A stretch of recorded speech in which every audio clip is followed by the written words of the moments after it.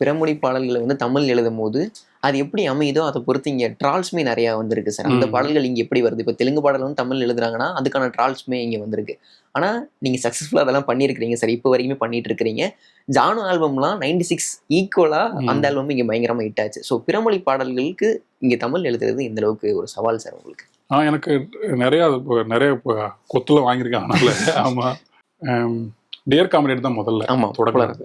ஆமாம், அதுக்கு பாடல் எழுதுறதுக்கு முன்னாடி நானும் ஜஸ்டினும் ஏற்கனவே கேட்டது ஒன்று தான், அந்த ஏற்கனவே நீங்கள் வச்சிருக்கிற அதே லிரிக்ஸ் தான் தமிழ்லையும் வேணுமா அப்படின்னு கேட்டோம். அவர் வந்து இல்லை அப்படி இல்லை, ஆனால் ஏறக்குறைய அப்படி இருந்தால் ஓகேன்ற மாதிரி சொன்னார். நாங்கள் ஒன்று சொல்லிட்டோம், தமிழ் நிலத்துக்குன்னு ஒரு வேறு மாதிரியான அழகிகள் உண்டு, இங்கே வேறு மாதிரியான மொழி பண்பாடு உண்டு, இங்கே பொய்டிக் சென்ஸே வேறு. அதனால் இந்த மண்ணுக்கு அதை அப்படியே நாங்கள் டிட்டோ எடுத்து பண்ண முடியாது, அது கொஞ்சம் ஃப்ரீடம் கொடுத்தீங்கன்னா நம்ம சூப்பராக பண்ணி கொடுக்கலாம்னு ஜஸ்டினும் கேட்டாலும் நானும் கேட்டேன். ஒரு சரி பண்ணிடலாம் அப்படின்ட்டாரு. மற்ற மொழி படங்கள் அந்த டியர் காம்ரேட்டில் வந்த பிற மொழி பாடல்கள் இருக்கு இல்லையா, மலையாளம், தெலுங்கு, கன்னடா, அதெல்லாம் ஏறக்குறைய ஒரே மாதிரி தான் இருக்கும். தமிழ் மட்டும் வரிகள் டோட்டலாக வேறையாக தான் இருக்கும். அதனால தான் இங்கே கொஞ்சம் அது இதாகவும் இருந்தது. நான் இந்த மண்ணில் இருக்கிற ரசிகர்கள் இருக்காங்க இல்லையா, அவங்கள எனக்கு தெரியும்.